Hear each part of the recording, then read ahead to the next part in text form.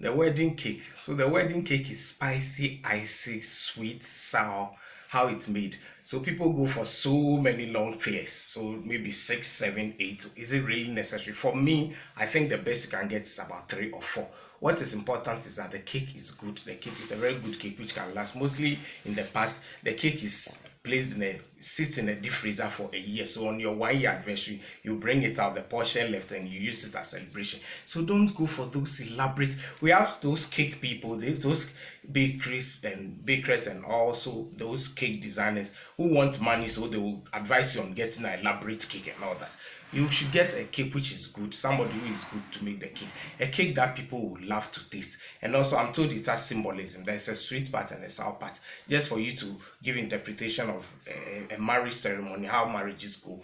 That the fact that you can't have it all sweet and rosy, you can have some issues here and there. That's what people say actually. But the cake has been a kind of symbolic aspect of the thing. You can't have a wedding without a cake, but still stick to your budget, what you can afford. It can be beautifully designed in the color you want, in the theme you want, but at the end of the day, people come in and they see a wedding cake. You don't need anything elaborate. Now people are doing cakes in the form of houses, in the form of castles, in all sorts of shape, just for people to see that their wedding is more elaborate than the next person who had it before them.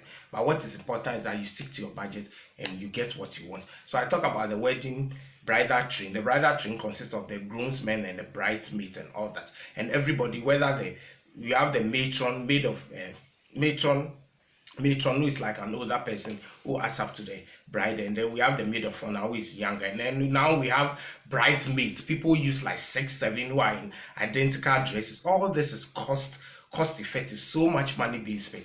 Please make your wedding simple, even if it's more simple and classy. It's a very good thing for you to have. You don't need to pay debt. You don't need to have debt. You don't need to pay bills after the wedding is done and you joyously had your nice time, and then people have gone back home and then you are suffering to bring problems to your marriage. Please stick to your budget.